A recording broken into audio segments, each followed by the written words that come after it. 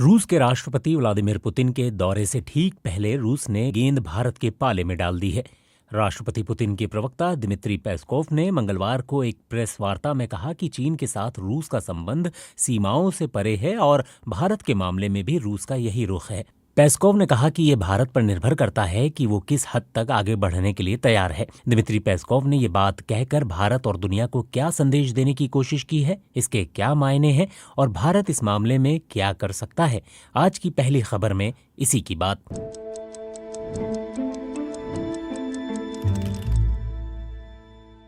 Dmitry Peskov ने क्या क्या कहा।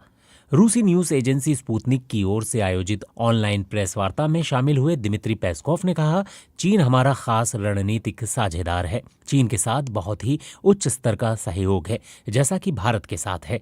हम चीन के साथ सीमाओं से परे सहयोग बढ़ाने के लिए तैयार हैं, लेकिन भारत के साथ भी हमारा वही रुख है।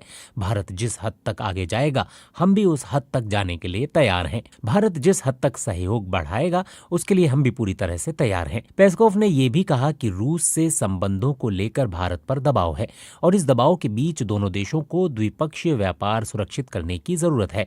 पेस्कोव ने कहा, हम समझते हैं कि भारत पर दबाव है। यही कारण है कि हमें अपने संबंधों को आगे बढ़ाने में बहुत सावधानी बरतनी होगी।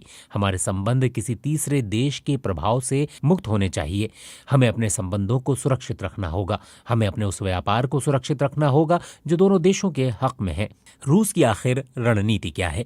भारत आने से पहले मंगलवार को राष्ट्रपति पुतिन ने भी कहा कि वो चीन और भारत के साथ संबंधों को नई ऊंचाई तक ले जाना चाहते हैं। जियोपॉलिटिकल स्ट्रेटेजिस्ट वेलिना चकारोवा मानती हैं कि रूस ने भारत के सामने ये ऑफर रखकर चीन पर बढ़ी अपनी निर्भरता को संतुलित करने की कोशिश की है। वेलिना चकारोवा ने एक्स पर लिखा है, रूस ने भारत के साथ सीमाओं से परे संबंध को संकेत दिया है। ये अहम संकेत है।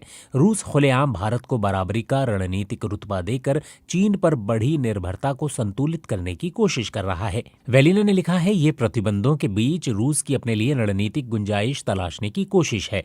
रूस नए शीत युद्ध की बनती स्थिति में भारत की केंद्रीय भूमिका को समझ रहा है। यानी रूस खुलकर कह रहा है कि भारत को अगर उसके साथ संबंधों में चीन वाली ऊंचाई लानी है तो पश्चिम के दबाव से मुक्त होना होगा।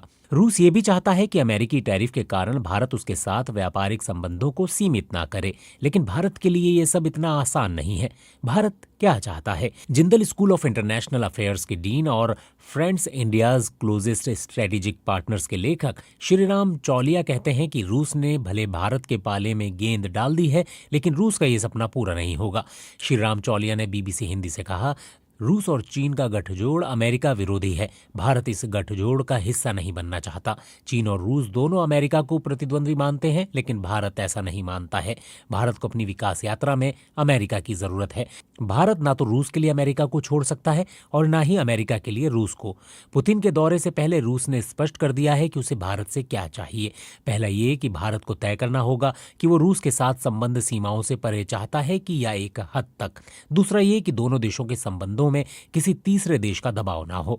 तीसरा ये कि भारत के साथ 2030 तक द्विपक्षीय व्यापार 100 अरब डॉलर तक पहुंच जाए। ये तीनों चीजें भारत के लिए आसान नहीं है।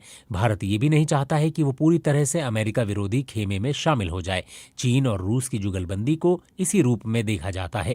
दूसरे विश्व युद्ध के बाद जब दुनिया अमेरिका और सोवियत यूनियन के नेतृत्व में दो खेमों में बंट गई थी, तब भी भारत किसी खेमे में शामिल नहीं था। भारत ने गुटनिरपेक्षता की नीति